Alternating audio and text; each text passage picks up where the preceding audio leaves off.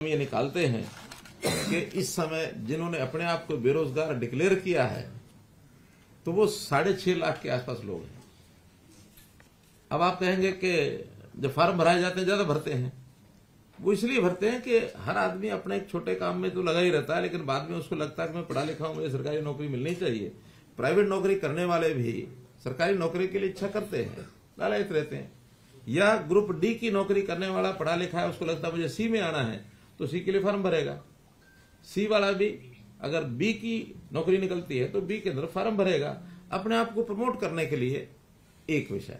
दूसरा, ये हमारा सारा आंकड़ा हमारे प्रदेश का, लेकिन सरकारी नौकरी में प्रदेश से बाहर के लोगों को भी अप्लाई करना उनके लिए भी यानी कर सकते हैं, कोई मनाही नहीं है, ऑप्शन है। तो बहुत ऐसे आसपास के प्रदेश के लोग भी उसमें आकर के अप्लाई करते हैं। उत्तर प्रदेश के हो सकते हैं, वो राजस्थान के हो सकते हैं। ऊपर करने का एक जो नियम है वो बहुत सख्त बनाया कि हमारे यहाँ मेरिट के बिना कोई नौकरी पाएगा नहीं। तो उसमें से थोड़ा जो कमजोर बच्चे हैं वो डिस्करेज तो हो गए हैं कि अब ऐसे नहीं भरते हैं। पहले तो हर कोई आके भरता था, रास्ते ढूंढता था, तो रास्ते सारे बंद हो गए हैं।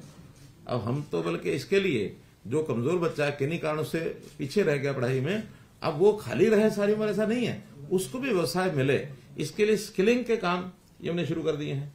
और स्किल यूनिवर्सिटी के माध्यम से बहुत सी इंडस्ट्री को भी हमने ऑनलाइन लिया है, ताकि वो लोग उनके साथ समझौता करके और कुछ जो उनकी आवश्यकता है उसकी स्किलिंग उन सेंटर्स में हो जाए। सर्टिफिकेशन हमारा जो 20% तो कभी 35% तो कभी 32%। एक समय ऐसा भी था जब 2017 में इन्होंने 2% भी कहा था कि हरियाणा बेरोजगारी दर 2% है। अब कब 2 हो जाती है और कब एक ही महीने के बाद 38 से और 27 पर आ जाती है। जो टोटल रोजगार और स्वरोजगार 8 साल में 33 लाख और 6,000 लोग इनको रोजगार मिला है। अब ये 33 लाख 6,000 सारे एकदम फ्रेशर होंगे ऐसा नहीं है, हो सकता है इसमें से कुछ ऐसे भी हों एक जगह छोड़ के दूसरी जगह गए हों, उसमें छोड़ने वाला नहीं लिखा जाता, जो नया जुड़ जाता वो है। स्टार्टअप इंडिया स्कीम में 4,000 हैं, स्टैंड अप इंडिया में 4,000 हैं, प्रधानमंत्री मुद्रा योजना में जिन्होंने लोन लिया है 16,85,000 लोग हैं। लोन लिया है तो काम के लिए लिया होगा, कोई घर के लिए तो नहीं लिया, तो इसलिए ये भी स्वरोजगार में आए हैं 38,000 लोग। अब ये कौन है जो रेडी फड़ी खोमचे वाले, 38,000 वो लोग हैं। सक्षम युवा में 1,71,000 लोग। अब ये ठीक है, सक्षम युवा एकदम रोजगार नहीं है, लेकिन 100 घंटे का काम है, 6,500 या 9,000 रुपया 7,000 रुपया उनको मिलता है, तो इतने लोगों को वो भी काम मिला है। सक्षम सारथी योजना 78,000। अंत्योदय उत्थान मेले जो मैं बता रहा हूं कि अभी हमने जो मेले लगाए हैं 34,000 लोग वो हैं, उनको लोन अभी लेके दिया है। तो इस प्रकार से ये 33,000 लोग अगर 8 साल में लगे हैं कि सारे लोग यहाँ बेरोजगार दिखाने लग गए, तो इसलिए इस विषय को जहां तक सरकारी नौकरियों का विषय है, जिसे हमने कॉमन पात्रता परीक्षा कॉमन एलिजिबिलिटी टेस्ट इसका प्रावधान किया था, वो ग्रुप सी का एग्जाम हो चुका है, उसका रिजल्ट आज कल में ही आने वाला है। रिजल्ट में कंपनी ने जो हमें मैसेज हमने पूछा है कि भी कब आप घोषित करेंगे, तो उन्होंने कहा कि हमारा रिजल्ट जो परीक्षा का होता है वो तो तैयार है। अब उसमें कुछ आंकड़ा उन्होंने हमारे से मांगा हुआ है कि रिजर्वेशन जिनकी कैटेगरीज की है उनके कौन कौन से रोल नंबर हैं, और उसमें भी कुछ उनका पिछला जो बैकलॉग होता है उसके हिसाब से हमको उसकी थोड़ा निश्चित करना होता है कि भी कौन से वर्ग के ज्यादा जाएंगे, कौन से कम जाएंगे, कौन एक्स सर्विस मैन है तो कौन से होंगे, स्पोर्ट्स पर्सन है तो कौन से होंगे। वो सारा डाटा उनको उपलब्ध करा दिया है, और मुझे लगता है एक आध दिन में सारा करके और वेबसाइट पर डालेंगे। हर कोई अपना नंबर देख करके कि कौन एलिजिबल हो गया है, यानी 50% और 40% की जो कंडीशन है वो एक उसमें डालेंगे। हाँ, सोशो इकोनॉमिक वो भी हमको उनको देना है कि जो 5% मार्क्स सोशो इकोनॉमिक जो जिसका जो पात्र है वो उनको देंगे, ताकि उसमें जुड़ करके फिर मेरिट बनेगी, और उस मेरिट में इसके तुरंत बाद एडवर्टाइजमेंट ग्रुप सी की निकलेगी। सी की एडवर्टाइजमेंट के लगभग 30,000 तो रिक्वेशन डिपार्टमेंट पास आ गई है, 6,000 पुलिस की है, 36,000, और उस समय तक 1,000-2,000 बढ़ जाएगी। तो इस प्रकार से लगभग 36 और 40 के बीच में ये नौकरियां ग्रुप सी की अगले टीजीटी के अलग है, हाँ टीजीटी के अलग है, बिल्कुल ठीक है। तो 36 और 43 इसी साल में हो जाएंगी। ग्रुप सी के इस पात्रता में से वो अगला जो रिजल्ट है उसी में से यानी परीक्षा हो जाएगी। फिर है ग्रुप डी। ग्रुप डी की भी एडवर्टाइजमेंट कभी भी निकल सकती है, क्योंकि उसमें रिक्वेशन लगभग सबकी जा चुकी है। हम चाहते हैं कि ग्रुप सी की नौकरियां घोषित होने के बाद और ग्रुप डी का सीईटी हो, ताकि ये लोग दोबारा से जो सी में चुने जाएंगे यानी जिनकी सिलेक्शन हो जाएगी वो उनमें परीक्षा के लिए न जाए। वरना हर किसी की इच्छा होती है पता नहीं सी में मिले ना मिले, डी में भी चले जाओ। तो कम से कम ये जो 30 से 40 या 40-45 हजार जो नौकरियां लग जाएंगी, इनको फिर सी में परीक्षा देने की दोबारा जरूरत नहीं है। बाकी लोग दोबारा देंगे। 3 साल के लिए ये जो कॉमन पात्रता परीक्षा है ये उसी एक बार परीक्षा में हम तो उनकी अपनी जो इनकम है वर्ष भर की, जो बजट उनका अपना है उसका, और दूसरा है जो स्टेट का बजट होता है।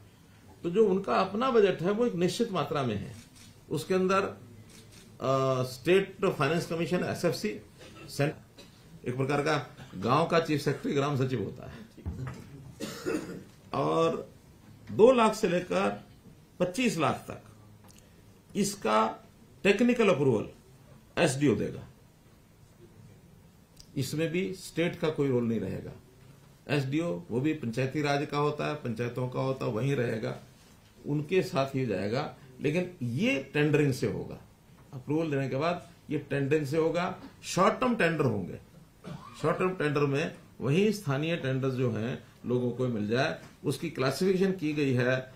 ये जो HEW पोर्टल है, HEWP, इसमें हर एक एरिया के जो टेंडर हैं डिस्ट्रिक्ट वाले वो डिस्ट्रिक्ट में करेंगे, जो छोटे टेंडर हैं। एक सीमा से आगे बड़े, इससे बड़े कामों का ना कोई बजट है ना कोई ऐसे काम होते हैं, वो तो बाकी डिपार्टमेंट अपना कराते हैं। गांव के काम तो गली है, नाली है, सर कोई वहां तालाब है, या कोई छोटा मोटा ग्राम पंचायत के जो काम होते हैं वो इससे बड़े नहीं होते हैं। फिर भी कोई बड़े बड़े गांव हैं, सपोज 10,000, 15,000, 20,000 की आबादी के, तो वहां 1 करोड़ से 2.5 करोड़ ये SC करेगा, और 2.5 लगभग मैं समझता हूं 50,000 से 50 लाख से 50,000 से 1 लाख तक ऐसे परिवार होंगे जिन्होंने आज भी लगता है कि परिवार पहचान पत्र बनवाए नहीं है। बहुत इस लेवल पर लोग पहुंच जाते हो कि हमें सरकार से कुछ चाहिए नहीं, हम क्यों बनवाएंगे। बाध्य हमने किया नहीं है, हम कर तो सकते हैं लेकिन हमने नहीं किया। अभी जिसको जरूरत है वो बनवाएगा। जिसकी कोई सरकार की छोटी मोटी भी सहायता उसको चाहिए तो हम उसका परिवार पहचान पत्र पूछ लेते हैं। नौकरी के लिए अप्लाई करेगा तो पूछते हैं, मीटर लगवाएगा तो पूछते हैं, रजिस्ट्री कराएगा तो पूछते हैं, ताकि ट्रैक किया जा सके। सर, ये जो 1,80,000 की आमदनी है लंबे समय से चल रही है, आपको नहीं लगता, मतलब मैं आपकी राय भी जानना चाहूँ, इसकी जो लिमिट है वो बढ़नी चाहिए? देखिए, पहली बात तो ये है कि ये बाकी स्टेट से काफी ज्यादा है। अभी हमें नहीं ध्यान में आया, किसी स्टेट ने नहीं ध्यान कराया कि 1,20 से ऊपर किसी ने किया है। Haryana is the only and first state जो 1,80 तक गए हैं। एक दूसरा, हमेशा गरीबी और अमीरी ये कोई कंपैरेटिव टर्म होती है, एब्सोल्यूट टर्म नहीं होती है। और कंपैरेटिव टर्म में ये माना जाता है कि आप सरकार के नाते से 1/3 पॉपुलेशन का यानी अपने जिम्मे लेके चलो कि उनकी सहायता करते रहो।